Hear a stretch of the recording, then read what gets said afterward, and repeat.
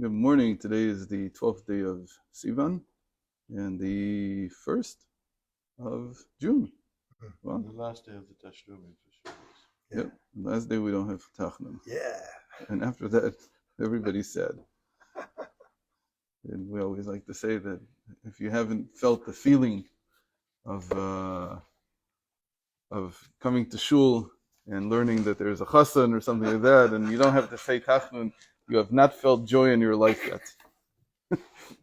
And as others said, the correct explanation is if a goy would only understand. I was going to say that next one. And the Gabbai says no, he would convert right away just to get this joy. Okay. Achikara alicha. So what does it really mean to walk in God's chukot, in his in these two engravings that we talked about before? Was all in order to bring the nefesh, which one? The animal soul, to cling to Hashem. And how can this be done? ולזה אמר ואת מצוותיי תשמורו, אשר קידשנו במצוותיו כמבואר במקום אחר. So that means he does know what the nefesh is. You don't have to explain that. Right. It's not like something which is new to him. He just doesn't want to know about it. Right. And therefore, that's why the verse says, you shall safeguard my mitzvos. The operative word being safeguard.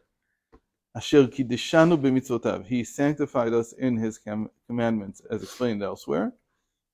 And zeu ve'et mitzvotai tishmeru, she'al yedei hamitzvot tishmeru b'chinat or ein sof b'chinat atik. So the mitzvos are what causes safeguarding. You don't safeguard the mitzvos, but rather he says, with the mitzvos, you're tishmeru. You have the quality of being able to safeguard what? To safeguard the Ein Sof, the infinite, that the atik, the crown, that should be connected to the body. And the mashal for that, as we know, the oner mitzvah. And that's why the mitzvah is likened to a candle. So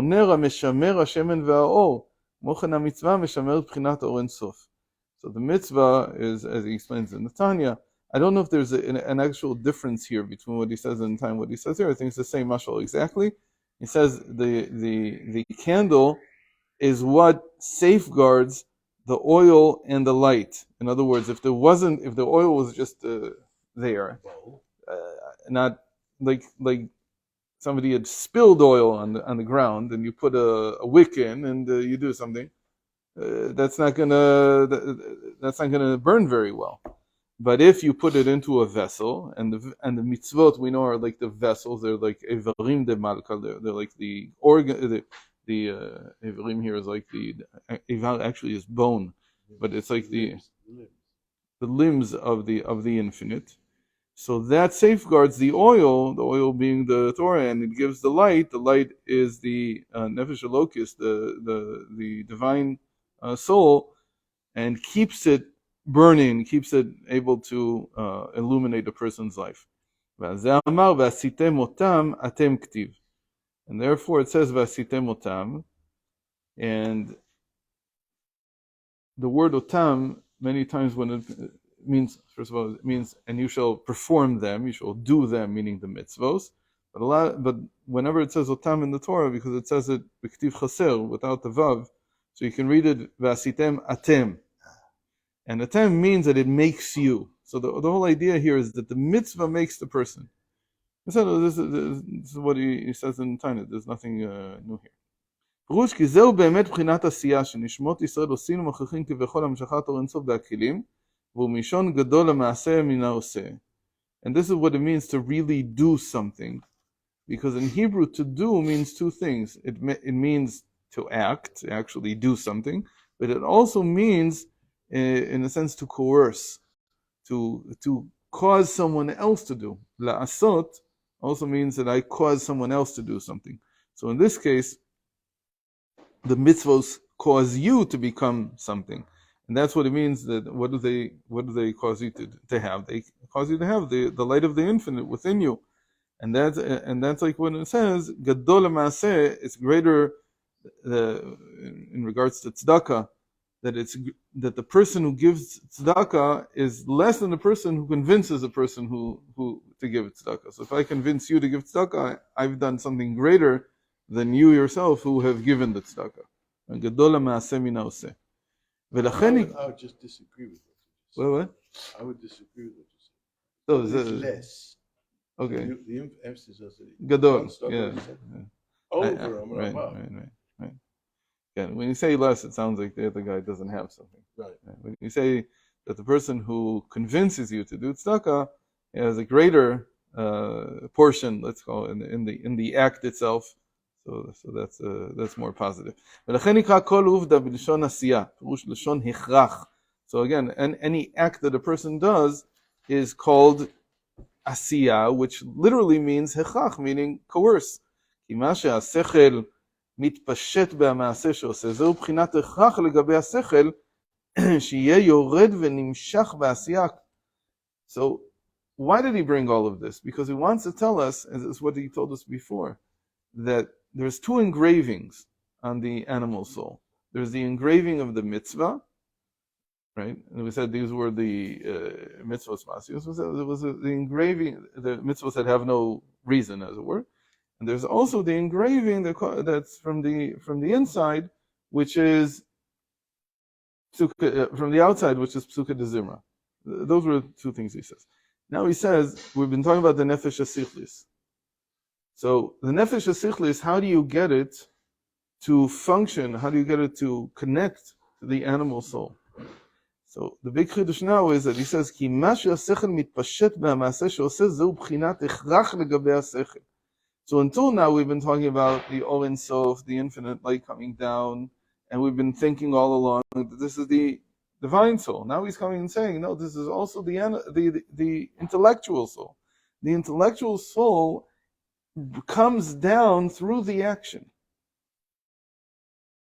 First, what did I think? That I need to... Get the light first. I first have to understand what I'm doing. So, right, I'll say, so I would have thought nishma v'naseh. At first I need naseh v'nishma. What he's saying here is also very good connection. Also pertains to the intellectual soul, meaning that the mindfulness, the understanding of the intellectual soul that will now come and engrave and connect the divine soul and act as an intermediary between the divine soul and the animal soul can only happen once you do the mitzvah. The mitzvah is needed in order to bring down the seichel. Because we usually think that seichel is just an outgrowth of the person's mind. He says, no, when it comes to understanding the Torah's seichel, there's something more than that. You have to be also engaged in an action, in the action of the mitzvah. So the action forces, like we said, it's maaseh.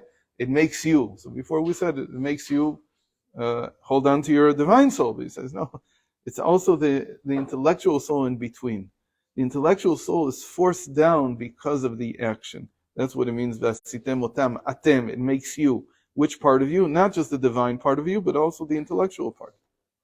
כמו כן בעשיית המצווה, שנמשך על ידי זה אור אינסוף ברוך הוא משהו נעתק ונבדל מסדר השתלשלות, ונמשך ושורה בהכלים דזה, על כן נקרא בחינה זו בשם עשייה. So again, he returns it. It's both things, the seichel and the seichel's source here, which is in the divine, the Or Ein Sof, the infinite light that comes down now in the form of seichel. וזהו ועשיתם אותם אתם. Okay, then he continues, the pasuk, the verse, the Torah continues at the beginning of Bechukotai, v'natati gishmechem beitam, and I will give you your rains in their proper times, in their season. Perush gashmechem zeu haTorah, כמו שכתוב יערוף כמטר לקחי. So rain is a symbol for the Torah because the Torah is described as God's rain. Ya'arov kamatar likhi, that my Torah or my teachings will shower down on you like rain. V'nei gshamim yordin b'gvura. We know that rain at the beginning of Tainis, of tractate Ta'anit, is always connected to gvura. What's the idea? Why? Because it comes down as strings, and it's like when you see it coming down, it's like a line.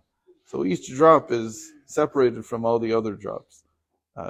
As opposed to, for instance, a body of water, which is chesed.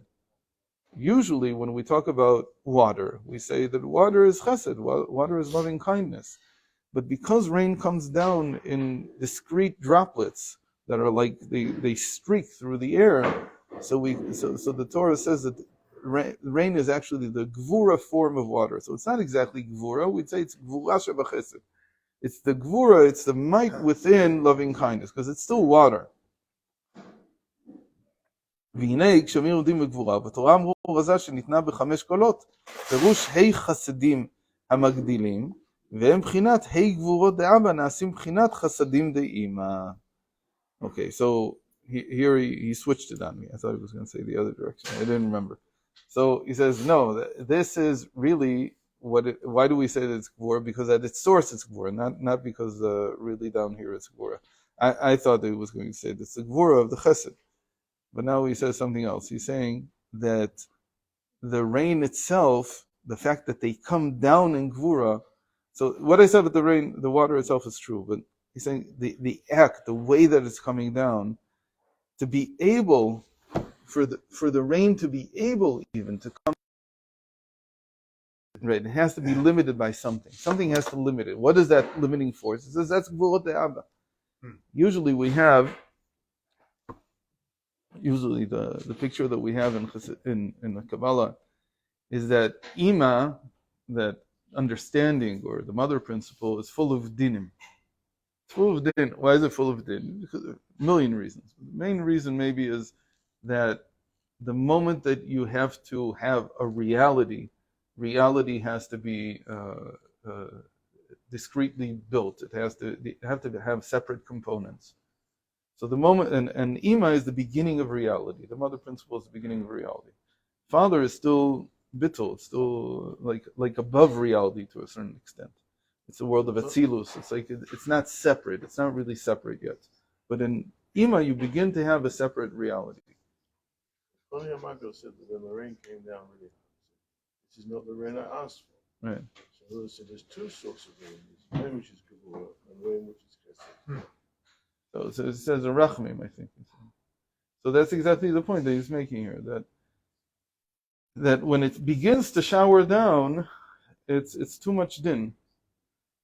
So those are the gvurot of Abba. Those are the might of Abba. Where did he get it in the first place? He got it from Ima. He doesn't have it from himself. The Abba, the father principle, takes it from the mother principle. Like the example is that mother is upset at home with the kids. She had a hard day. And she says, wait till your father comes home. Right? So theoretically, the father is supposed to make it even worse for the kids. But the truth is, it's exactly the opposite. The father comes to calm down the mother. Mm-hmm. That's what it really means, wait till your father comes home. Wait till your father comes home means I can't handle you anymore. My gvura, I can't deal with reality anymore. So I need someone to calm me down. It's a Rashi. What? It's a Rashi in Chumash. Why? Yosef was born. Yeah. It says that when she has a child, she said, look what your child did. He broke it. And now we your child did. Understand from that. It's for her. Right. So it's very important that people know this. It's not that the father is supposed to punish. It's a father that comes home and he thinks that my purpose is to punish worse. What the mother did is already fine. She's done enough damage. So the real thing is now to calm her down. Is to calm her down. That's his real function. So he takes her gevura. First of all, you have to hear. Like you just said, he did this and he did this and he did this and she did that, and you have to listen to it. You have to take all the gevura from the mother, and then you have to calm it down and say, I'll take care of it. And that's the amtaka. It's called the gvurot memutakot. And the children need to know that because that's a very important part of maturing, which is to understand that when something doesn't go your way or you're frustrated, you don't blow up. Rather, you fix it. Where do you fix it? At the shoresh. You don't fix it with the children. Antikat gvurot b'shorshan means that the father doesn't go to the children and then says, "Oh, how could you behave this way?" And he has to go to the mother, the source of the gvura, the source of the anger, the source, and he has to talk to her. And he's mamtik her, he sweetens her, and then everything calms down. So they have to see this, that there's nothing that's called the end of the world. There's no end of the world. There's no such thing. Forget about that. And you don't, as we say in Hebrew, you don't break the vessels. Don't break the vessels. Hashem knows how to break vessels and put them back together again. After we break vessels, we have no clue how to put them back together. So you never break vessels. So he says here that the gvurot are the way that the Abba receives, the father receives the might from the Ima, and then he's mamtiker, he sweetens her, and then it's called the chasadim of Ima. Pirush. So what does this all mean? Again, what's the idea here? Because the sweetened gvura is actually what causes something to grow. What he's saying here about the children is that they grow not from what the mother did all day, but from those few minutes when everything calms down. Because what I want them to mature. I want them to understand how the world works. So what do they learn from? So learn that people can get angry at you and so on and so forth, but then there's a sweetening. There's something that it's not the end of the world. And you too, when you see your parents doing this, you learn to do it yourself. And you look for, every person needs to have someone that they can sweeten their might, their gvura. Right? So that's what really causes the growth. So when we're talking about rain, that's why the rain has to come down in droplets. In fact, the sages say that the type of rain that causes the best growth is the very fine mist. Very, very fine. The finer it is, meaning the more it's been cut and refined, but the finer the droplets, the more they penetrate. That's how they describe it. Whether it's true agriculture, I have no idea. When it's pouring cats and dogs, it rolls right off. Well, it depends on the type of earth. There's some earth that can soak a lot in. But even if it's but you're saying it doesn't. It's just pouring in a bubble. So. Right. So anyway, so this is why the rain is what they're saying basically, that when the Torah was likened to this, because you don't toss you don't put like a tub of water, you don't soak someone in Torah like that. You have to do it piece by piece. And in the end, it causes more growth, because it's not gvura, it's a special type of gvura. It's a gvura that was later sweetened so that it causes growth. So there's gvura here. I said it the other way. I said that really the water is chesed, that's why it causes growth, but here it's coming down like in droplets. And he's saying it deeper. He's saying that it's the whole process of these droplets themselves being sweetened. Okay? There's a letter from the Rebbe, a beautiful letter, where he talks about, you need a guy, he's not from, and so you want to make him from. So if you really and truthfully, you should in an hour and a half go from this to that. But it doesn't work. You can't do it. It's just it has to be one step at a time, one job at a time. So even when you learn Torah, there's a benefit to small quantities. And that's all. The Chazal also said it about learning Torah. They said the person looks at the bookcase, and he sees so many books, and says, "How am I ever going to learn this?" And he says, so there's a guy who gives up, because what does he see? He sees everything at once. Everything at once you can ever grasp. How do you do? Mishnah achat le'ayom, Mishnah achat le'machar. Today one Mishnah, tomorrow another Mishnah, and it's actually much better. It's better than doing it the other way. Okay, let's stop here because.